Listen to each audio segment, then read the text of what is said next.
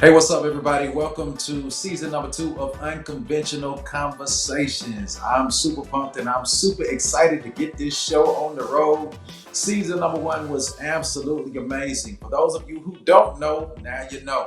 Unconventional Conversations is a spinoff of a series that we did at the Star Church called Subjects That Sizzle, in which we tackled all of the hot button topics in Christendom that affect Christianity so that Christians can form our belief system, not based upon the world, but based upon the word. As a consequence, this is season number 2.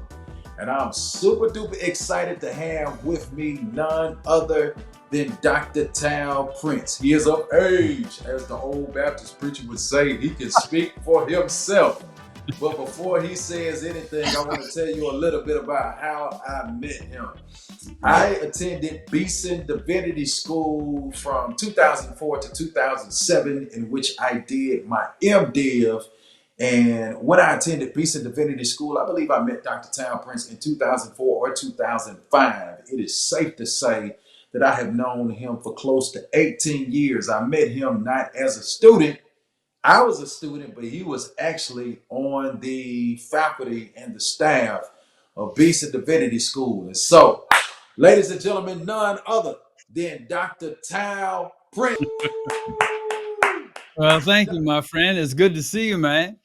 Good to see you too. Good to see you too. So you're no longer at Beeson. I'm no longer at Beeson. Tell us a little bit about who you are, what you do right now. Well, being a man of age, I've taken a long and circuitous route, but right now, my wife and I own and operate Insights Counseling Center here in Birmingham together. It is a large private practice, and we are doing quite well as the Lord sees fit to continue to bless our practice. We are in a growth industry in mental health, but particularly our niche is couples, family, and really inside of that, we're dealing with infidelity, betrayal, sex, and porn addiction. That is our specialty. That is what we've been doing for a very long time. I've been working around that for about 20 years. A lot of it as a pastoral counselor, and then went and got educated. Got a second master's degree because one's not enough. And then, so I got a master's in clinical mental health at University of Alabama at Birmingham, and started the professional work here. And our practice is located off of 280, kind of in the off of kind of near the Target, if you know where the Target is on 280, just inside 459.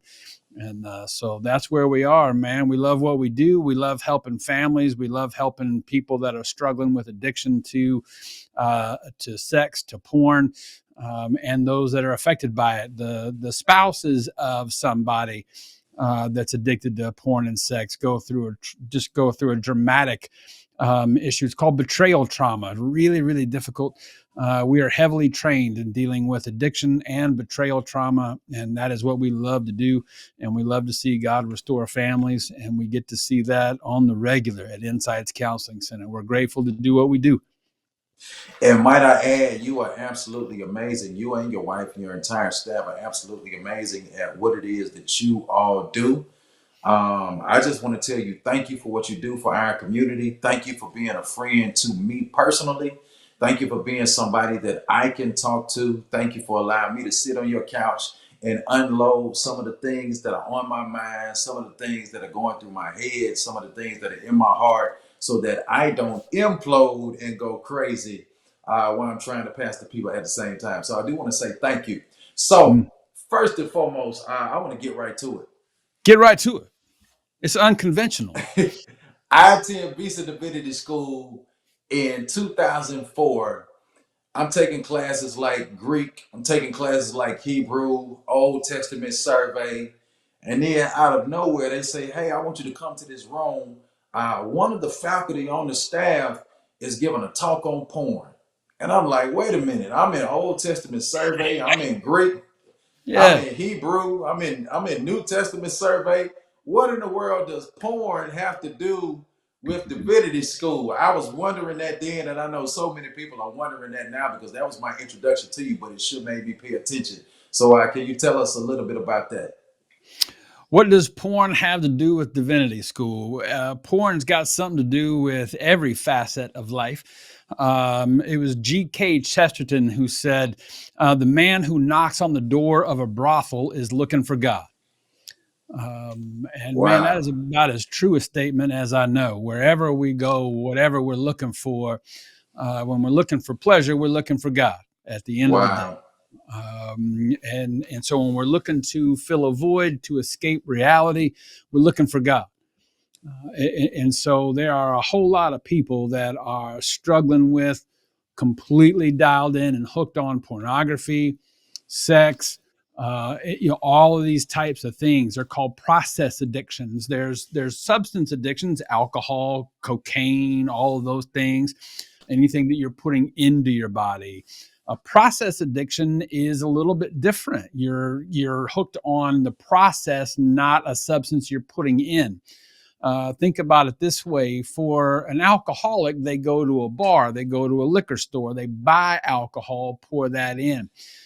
For a process addict, be it porn or sex or gambling, anything like that, the bar is in the brain. I got to walk around with me all day. And the bar is always open and never closes. Because I'm Wow. addicted to a very specific cocktail that my brain will give me, and that is dopamine, serotonin, oxytocin. Dopamine, pleasure. That's how our body experiences pleasure. Our brain gives us a neurotransmitter called dopamine. The next one is serotonin. That's how you feel that pleasant, relaxed sensation that we all like. So you think about pleasure and feeling pleasant and relaxed. Who doesn't want that? Then the third Wow. one is oxytocin. That is a bonding chemical. That's the hormone. It's called the love hormone. It's how we experience bonding. It's in a mother's breast milk. Literally bonds mother to child. It's Wow. powerful, powerful stuff. Anything that we do that causes our brain to give us oxytocin, we can form a chemical bond to. And so that happens with pornography. It also happens in sex. Interesting, the way God has designed the body, and I know we'll get to this later, but the way God has designed the body, we get oxytocin when we have sex. So guess what? That's the two becoming one flesh. We're forming a chemical bond Wow.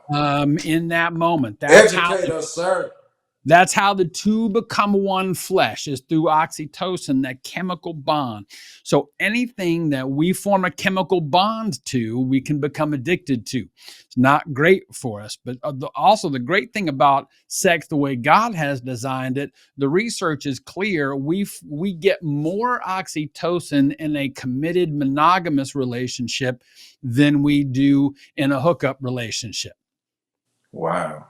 Yeah, it's amazing stuff, man. But so porn in the divinity school, hey, look, man, just because you studying to be a pastor don't mean you don't have struggles. I don't think anybody seriously wants to believe that, well, once you become a Christian, or once you get the call to ministry, that you cease the urges to sin. That didn't work for me. Like I still sin, man. The brand has changed, but it happens all the time. Yeah. So that's the thing. And so I had a lot of young men and women coming into my office struggling with porn. I spent a lot of time talking with students and trying to help them, find a way out of. And the way I used to say it, the way I still say it. So forgive me, but I tell people all the time, I'm here to help you quit getting off on porn, start getting off of porn. Prepositions matter, Doc. Man, that is so good. That is so good. So, if so many people, even in the Christian world, struggle with watching porn or even porn addiction, why do you think that the things that Christians struggle with the most are the things that the church is most silent about? Yeah, I mean, that's a big part of it. There's a huge shame component to that. If you think about shame, just SHAME, self hatred at my expense. Wow. And so there, when we don't Hold talk on, hold on, about, hold on, hold on, hold on. Run it back. Run it all back. right, all right, That, I got that, you. Bag it up. that's my rewind. There you go. Somebody once said, "Back it up like a U-Haul truck." I don't There know, you go. but so self-hatred at my expense. Wow. Okay. So anything, the church has been silent on sex. We don't talk about sex. We don't teach sex. Even though our God is the originator, what we have done is we've abdicated that responsibility, and we have allowed Satan, a terminated manufacturer's rep, to sell the product. Mm. And that is a tremendous problem. And so a lot of Christians are going to porn for sex education because they don't understand it, so they go to porn to find out, and then you can absolutely get hooked on it. But and then you're not going to come into church and talk about it. I got exposed to hardcore pornography when I was 8 years old, Mm. and happened when I climbed into a tree house. And so I wasn't hunting it out. It just happened to me. But man, I got that dopamine, serotonin, oxytocin hit, and I was locked and loaded. Anytime I ran into pain, discomfort, confusion, I went to the treehouse, man. It made me feel better. Wow. Where there's pain, there's porn. It's that simple. Wow. And so that was a big thing. But I also been in church since I was a fetus. I knew enough not to say anything to anybody there about it, though. So you said where there's pain, there is porn. Yeah, So like any other addiction, beneath the addiction, there is some form of pain that yeah. perhaps we're trying to get relief from, or perhaps we're trying to get away from. Can you talk a little bit about that? Because a lot of times people think, well, this person is a bad person because they're addicted to Mm. some kind of substance or some kind of processed addiction, as what you called it. But can you talk about how the person may not necessarily be a bad person, but there's some form of pain that is undealt with beneath all of it? Yeah, the root of addiction, the root of all addiction, what we're going to find is always trauma and abuse. I'm a firm believer, man. You get anybody's context, put anybody in their context, find their pain, and you can understand what it is that they do. Everybody want to come into my office and go, like, I would never do this, or I've never done that, I would never do that. And I'm like, well, you need to learn the word yet. Because we're all capable of the darkest choices given the right or wrong set of circumstances. And when somebody has got a deep seated pain, trauma, abuse, things like that, man, they are going to reach out to medicate that. They may choose alcohol. They may choose weed. They may, I know it's an herb, but you get addicted to it. Don't believe the hype that you can't get addicted to weed. Yeah, you can. Yeah, it's yeah, you can. But Wow. here come the things though. It's I need to escape the pain.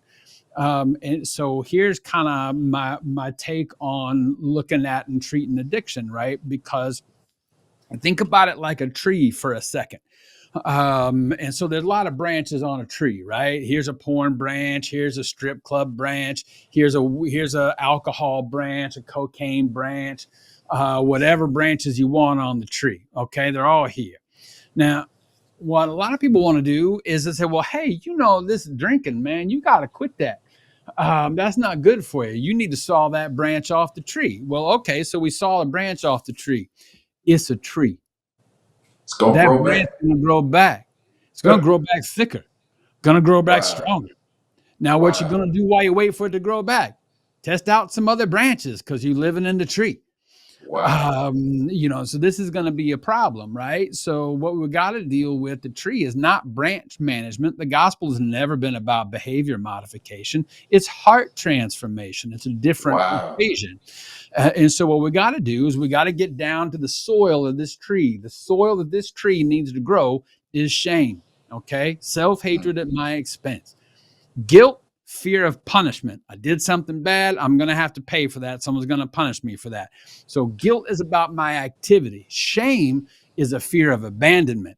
If you know me and if you know what I've done and where I've been and the thoughts that have run through my head, you would not be in the same zip code with me. Mm. That's my identity. Okay, that's different. And so shame is the soil that this tree needs to grow. It's a fear of abandonment. I can't let you know me, because if you know me, Wow. you leave me.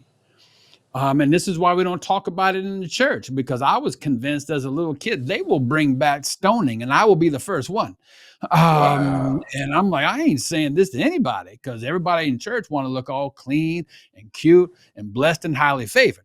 Mm. And nobody want to talk about. No, I was, the old joke about the old juke joint in Mississippi, that it is like the same joint, but in the morning everybody's at the club on Saturday night, and then Sunday morning they just put pews in, took the chairs out, put the pews in, and the drunk came up, woke up from underneath the pews, said it was the same crowd, just a different tune. It's like that. Martin Luther said, "Join our group and associate with us who are real, great, hard-boiled sinners." That's a crew I want to be a part of. Because then we can talk about it without the shame. But the shame right now is the big deal. So we got to dig the shame away. Then we can get down to the trauma and abuse that are in the roots, because it's always there. I don't care what the addiction is, it is pain driven. It is always pain driven that we are trying to escape or medicate. And so we do a lot of trauma work in our practice. We do a whole lot of trauma work. My entire team is trained and certified in multiple trauma modalities, because that's the ball game, man. It all starts there. So anybody who's got an addiction, we can talk about willpower all day. We can talk about they got to learn to make better choices all day. It was John Piper who said, "Well, hey, if I knew, if I were in your room and you were going to look at porn, and I said, if you look at porn, I'm going to shoot you in the face with a flamethrower, would you look at porn?" Well, the obvious answer is no. But if you say so, then you say no, and so the people who make the choice argument go, "Well, see, you know how to make better choices, and so you just got to learn to make better choices, but you don't know how my brain works. My brain works like this because I have an addict that lives in my brain, and he says he ain't gonna stay here all night. He Hmm. can't be with me 24/7." And then it's Wow. going to start to ask the question of, "Hey, is John really going to take a murder rap to keep me from watching porn? Probably not." And so I'm going to call his bluff at a point. It's not. It's people hear people talk about addiction as a disease or addiction is a choice. It's both, and it is a disease of choice. It's the choice making mechanism in my brain is where the disease lives. That's broken when you've got addiction. So you really don't have the ability to make the choice. It's broken right there. And so we need to work at that. And trauma work is a big part of it. So we got to understand these things, man, and help people out. The more compassionate we can be with addiction, the better, because it's always pain and shame driven. And so if we're judging people who battle addiction, man, we're just driving them deeper down the road of it. We just lock them into it. It's brutal. Man, that's so good. One of the things that I love about talking to you, especially about this, is you can tell when a person is passionate about what they do. They're never at a loss for words, and it's so easy for them to talk about.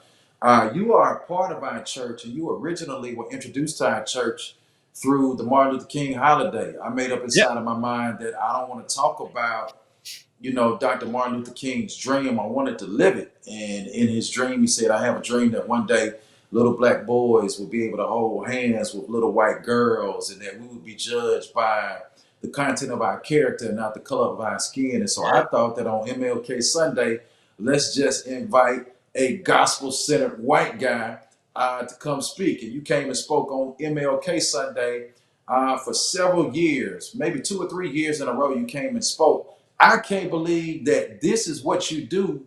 And I've never had you at the start to actually speak on what you do day in and day out. And so I know we're doing this unconventional conversation, but some kind of way between you and Minister Danny, the girl that I interviewed on the last Yep. unconventional conversation, who's actually been in the porn industry herself, Yep. Yep. I got to get us all in a room in front of people together so we can make that happen because the conversation is much needed. I want to ask you this question.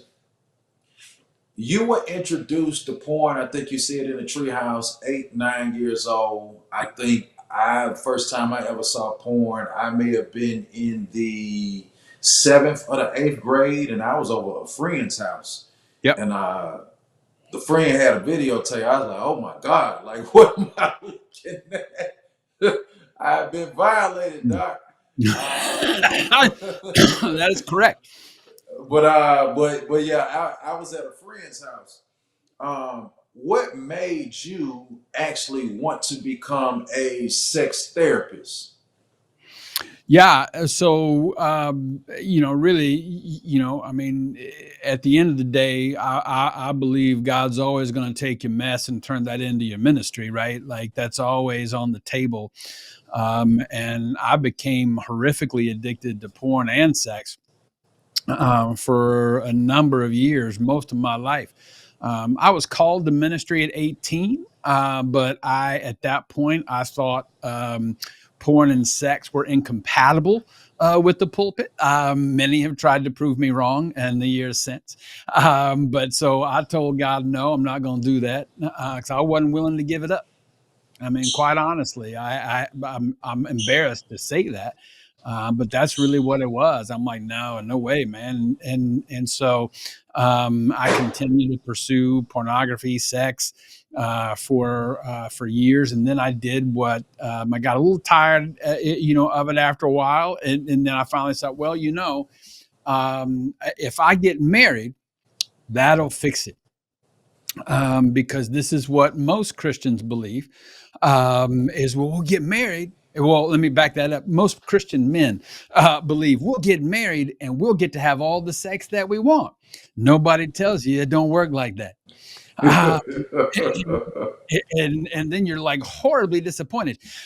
You're like, man, what happened? I thought this was not going to be like this, and so I slipped back into things, and Teresa, my lovely wife, would find evidence, and she would be like, "Hey, I found this on the internet search history," and I would just like straight up Bill Clinton, like I did not download that post. Like, dude, like, man, that was not me. And I'm like, yeah, your brother-in-law was over here. He's creepy. It's probably him.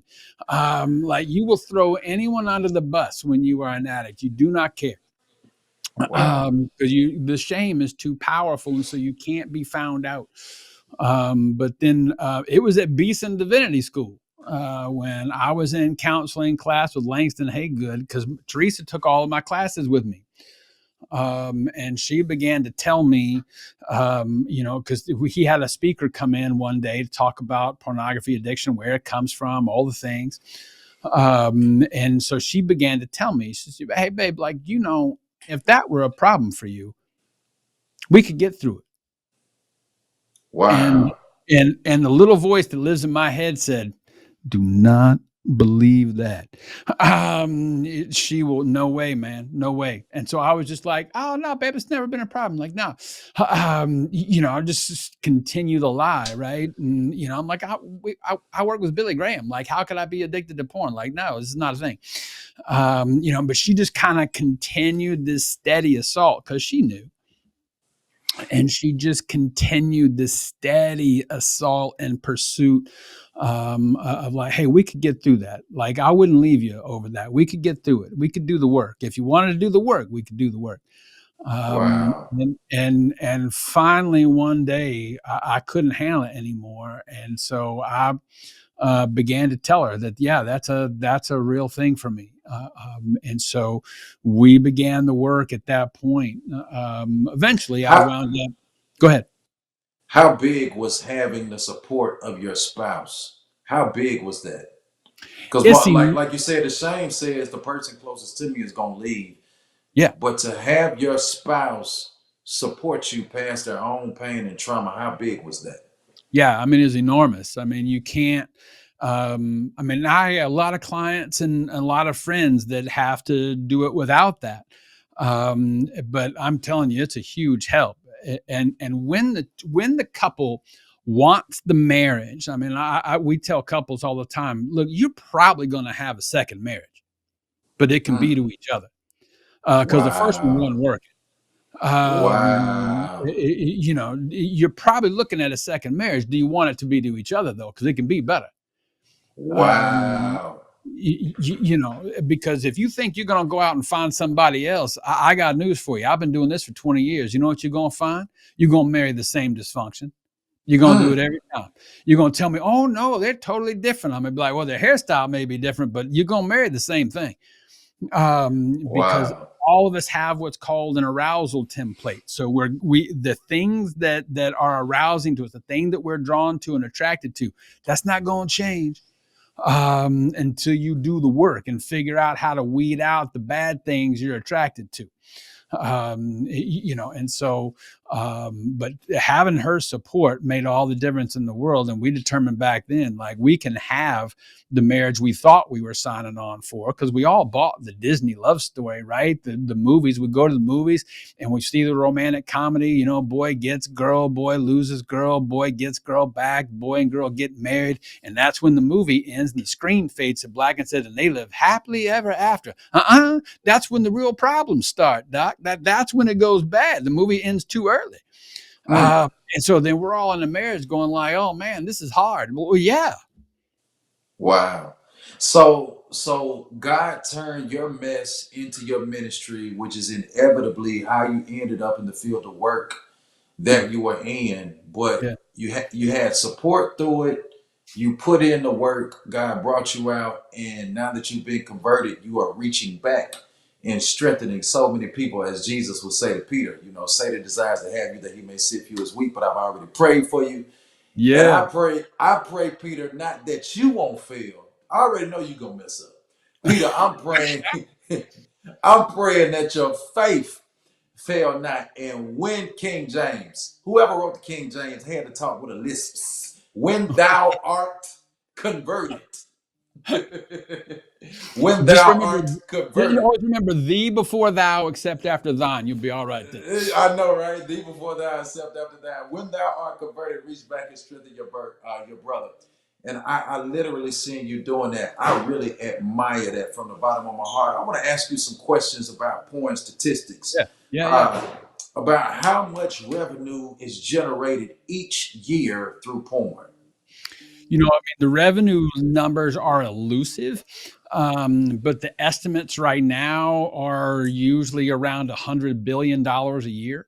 It's Wow, kind of they make more money than all professional sports in America combined, and that includes merchandise. So think about how many jerseys you see and all the things that you see for professional sports teams, ticket sales and TV revenue and all those things. Porn makes more money every year than the NFL, Major League Baseball, the NBA, and the NHL combined. man, that is big. That is It, big. That's something that I didn't know. That's something that so many people didn't know. And the point of me asking that question is, I really want people to see how big yeah. the industry is. The second question that I want to ask is, what would you say the percentage is of men who watch porn versus women who watch porn? Yeah, and it's helpful to think about this number of clicks. This is another way you can understand how big the industry is and how big the search for porn is. It is every month, porn sites get more clicks than Amazon, Netflix, and Twitter, now called X, combined. So you think about how much time people are spending on Amazon, Netflix, and X, and they're spending more time on porn. So that's a huge number to deal with and get your mind around. So if you're watching this, look, I know I did this for a long time. I sat in church and I heard the speakers on porn, I heard the speakers on sex and all the things, but I was convinced I was still the only one. Wow. There's not a way Wow. you're the only one. Okay, when you hear this kind of volume, there ain't no way. I know you're making some good money, but you ain't making that kind of money. You ain't making 100 billion a year, so you Mm, got some help out there spending money. All right, yeah. so it's not just you. But now men watching porn versus women, a third So 30, it's a little over that now. It's about 34, 35% of all internet porn traffic is generated by women. Wow. Wow. So even that in and of itself dispels a misnomer and a Yeah. myth. It's not So a here's the man's problem. it's not a man's problem, it's a human problem. Mhm. So here's the third thing I want to ask. Out of okay, $1 billion industry, more clicks than Netflix, X, social media, And Amazon. Amazon. All right, so third statistical question: what percentage of Christians are watching porn? Christians, Yeah. because I'm not gonna just scroll by this. Like, I really want people to know who you are. Like, you'll never brag and tell people, but this man just went over people's head.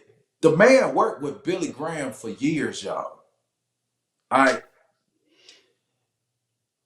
like it doesn't get any bigger than Dr. Tal Prince. Okay, like he really is somebody. But what percentage of Christians and leaders who are Yeah. Christian? Yeah. So we don't have like any updated hard statistical information on a number on that, but what we do have is, and this number is, I mean, 20 years old. But George Barna did a survey of Christian leaders, and so the first survey he did was anonymous, because he knew better than to ask put their names on it. But he asked deacons and elders. So he asked church leaders, deacons and elders who profess to have a daily time in Scripture and a daily time in prayer. How many of them looked at porn sites at least once a week? And the number came back 7 out of 10. So 70% of our leaders were battling, looking at porn. That's not necessarily addictive levels, but at least once a week, they were falling to look at porn. So he got a little concerned, and so he asked pastors the same question, and pastors came back, and the number from pastors was 4 out of 10. So 40% of pastors were saying porn was at least a weekly struggle for them. Now, those of us who are addicts, we know one thing: if you're talking to an addict, you're talking to a liar. Okay, that's just how we do. If our lips are moving when we're in active addiction, if our lips are moving, we lying. And we don't believe any survey is anonymous. We think there's some hook in this somewhere. We think you're going to bust us. Like, there ain't no way we're going to answer that question honestly. And so the number of addicts that are probably out there in those surveys, so would bump those numbers up. So most of us who work in this are going to tell you it's 60 to 70% of pastors, and it's 80 to 90% of our leaders are having some type of an issue with porn. And so what does that say about the folk in the pews? Well, it means it's a really predominant issue. And it's not just a man's problem, it is a woman's issue too. Women are struggling with it too. Most of our young women, every survey ever about the number one fear that teenagers have is always going to come back with being alone. And so our young women are going to porn to find out what is it that the boys want so that I don't have to be alone. Wow, I've never even thought about that. But you give a very, very unique insight to some of the things that even as a leader that I don't even automatically think about, and I'm sure that other leaders don't even automatically think about as well. Here's another question that I want to ask. Um, what's the difference between somebody who visits a porn site and what does it mean to be at addiction level? Yeah. So addiction, kind of the classic definition is, well, is my behavior increasing over time? So is it taking more of my time? Is it a growing issue? So, excuse me, am I starting to look at it more and more? And then is it becoming, am I experiencing negative consequences as a result of it? Have you lost a job because you were looking at porn on the work computer? Are you not having good results at work because you're watching porn during the day? Is your spouse upset with you because you're watching porn? Is your spouse threatening to leave you because you're watching porn? So your negative consequences are escalating and you still can't quit. Mm. That's when you know you've got a real problem, is when there are negative consequences and you still can't stop. So it's kind of like one of those things. Whenever we can't let go of something, we don't have it, but it has us. So at the point that Yeah. it has us and it has a grip on us to where we can't let it go, Yeah. then at that point we know that we're experiencing an addiction. Yeah. Okay, that's good stuff. So here's another question, not necessarily about addiction, but one of the other questions that I believe can help so many people that if it don't help anybody else, I know it's gonna help me because I want to know this. Um, what are some of the dangers of watching porn? I know one of the dangers, like if you're married, I know the trauma that it can cause your spouse Yeah. and the hurt and the pain that it can cause your family. But like, what are some of the other practical dangers of watching porn? Cause somebody else, I know you told me you was at a conference one time and you was doing a porn talk, and it was actually a church conference. What did the guy ask you? Yeah, this cat on staff, man, he was like, "Hey, but what would you say to that brother, who just every once in a while needs a little bit of that new?" Um, and I just tossed my Bible across the room at him and said, "Well, that book right there says that's a no, no. So you tell me." I mean, but this becomes a thing. So watching porn over time, kind of the essence of what I believe the enemy is trying to do with pornography is to teach us. At the end of the day, it's to, we are created in the image of God, right? Man and woman were created in the image of God, the Imago Dei. Porn strips the Imago Dei away from a person and turns them away from a person and into an object. And so now this person is an object for my pleasure that I just use and discard. And Wow, and when we are looking at our brothers and sisters as objects, that gets really dark really fast. And wow, so we just use people for our pleasure and discard them. There's their only reason for their existence is for my pleasure.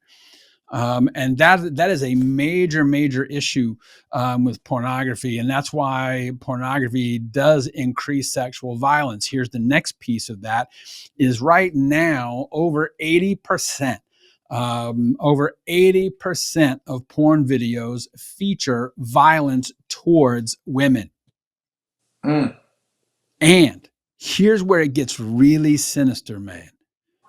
The woman's response to the violence and abuse is pleasure. mm, Look, dude, wow, that is going to mess your mind up. Okay. And women do not want to be treated violently and abusively in sex. That is not what they want. That is a lie straight from the pit of hell. I spoke at Ralph West, Church Without Walls, years ago, and somebody was asking me about, like, well, my wife likes to watch porn with me, and I'm like, well, she may say that, Doc, but he said, well, she likes violent porn, and I'm like, look, Rihanna saying whips and chains excite me, but if that were true, she'd still be with Chris Brown, would she not? yeah. Um, so Oh man, so wow, look, I mean, that is a lie, man. And so now the big concern is our young people. This is another reason why the church has got to begin speaking and educating about sex and God's design for sex, and quit allowing a terminated manufacturer's rep to sell the product incorrectly. We have to get in this game because young people are stumbling across hardcore pornography now at the average age of 11. And so they are finding hardcore pornography, and young boys are seeing women being abused physically and verbally and emotionally, and seeing the woman respond to that as if that is pleasurable. Mm. So, what is happening in the mind of that young boy when he begins to think about a relationship with a woman and what he's expected to do? Oh my. Oh my. He That is such a dark, dark and sinister lesson for our young people to be getting. And what does a young girl see? Well, apparently I'm supposed to find that pleasurable, and this is how boys are supposed to treat me.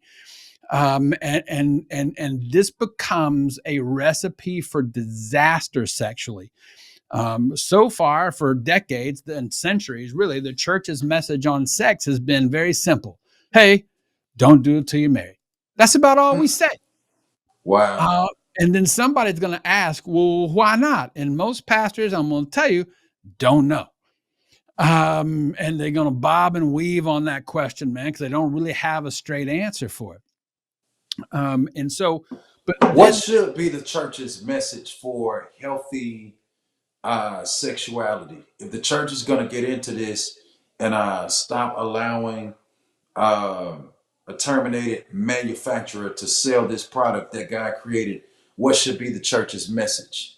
yeah, I mean, sex is by God's design. It is, yes, it's for procreation. It's also for pleasure. There's a reason this God put thousands upon thousands of nerve endings in our genitals.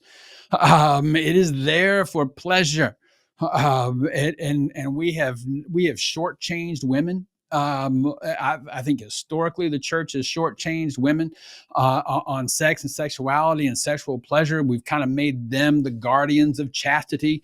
It's on women to say no because boys will be boys. That's kind of the message. That we're just kind of subliminally giving them, if not just outright giving them. And so we have to teach men that here is God's design for sex and is designed to be pleasurable for women, as well as for men. And how do we be concerned about our partner's pleasure? How are you concerned selflessly for your mate? In the sexual act, how are you selfless? True love is selfless. Greater love has no man than this, that he lay down his life for his friends. How are you sacrificing for your spouse? Men, how are you sacrificing for your wife sexually? Or are you just demanding and trying to act like that's Christ like? That is not going to get you where you want to get. And so the church has got to get engaged into this. I challenge churches I work with all the time of like, what is your vision statement for the godly sexuality of your people? If it is to get them to the altar virgins, doc, you're already too late. Mm. Already too late. Too That's late. so good. You talking to you is like drinking from a fire hose because you have so much knowledge in this arena. And again, I do want to say thank you from the bottom of my heart. I can carry this conversation on and on and on and on and on. Maybe we may need to continue this because I don't even feel as if we have really tipped the iceberg to be able to help as many people as we possibly can. I know this is helping somebody just introducing this conversation and you telling us all of these facts about it and things that we don't know are happening in this arena.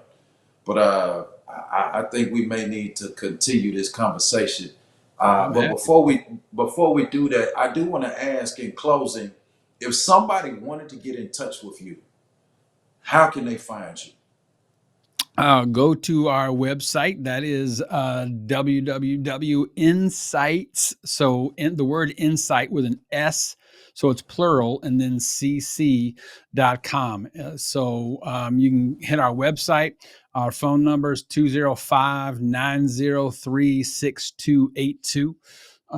Call and try and get an appointment with one of my team. We work as a team, so I'm involved in everything. I'm involved in all the cases that are in our practice, and so you may not get me specifically, but I'll be involved in it, and that's the best way to get a hold of us. And this stuff is real, man. Like if this is you, I'm telling you, man, I've been you, and this you are not alone. And this is not insurmountable. This is not unconquerable. Each of us who are believers in Christ have the Holy Spirit resident inside of us. The Holy Spirit beat the power of death. I think he can beat this. You're gonna be all right. Is do you want to? Do you want out? Do you want to find freedom? We can get you there. This comes from a relational wound, and it requires a healthy relationship in which to heal. We can help you get there. I want to say thank you so much from the bottom of my heart. Um, I'm at a loss for words. I really am. I'm at a loss for words. That's a so much information that I'm trying to process. I'm sure I spend the next couple of days just processing some of the things that you have stated. I know that those of you that are watching, I really believe that this conversation is going to be a blessing to your life. I want to do the best that I can to bring these unconventional conversations to you, because these are things that we normally don't talk about, especially inside of the church. And sometimes, quite frankly, even as a pastor, we feel ill-equipped to talk about certain things. We can tell you all day long what the Bible says, but to be able to talk to somebody who not only knows the Bible, somebody who is spirit-filled, but also somebody who is educated in this arena, and somebody who has had these experiences themselves, I believe is absolutely priceless. So I want to say kudos to Dr. Tal Prince. Kudos to his wonderful, wonderful wife, Teresa. Kudos to Insight Counseling. Sir, I honor you, I honor you, and I honor you. That concludes this unconventional conversation. Do not forget to make sure that you subscribe to this YouTube channel. Dr. Thomas Beavers. When you subscribe, the content automatically pops up on your feed. I also want you to like, I want you to comment, and I want you to share. When you like and you comment, it does something to the algorithms in the same way that I popped up on your feed. I was starting to pop up on other people's feed that are connected to you, and you can help us take this message to a much, much larger audience. Don't forget to drop your name, your city, where you are watching from, and stay tuned for the next unconventional conversation. Until then, let's keep Jesus lifted. I'll see you soon.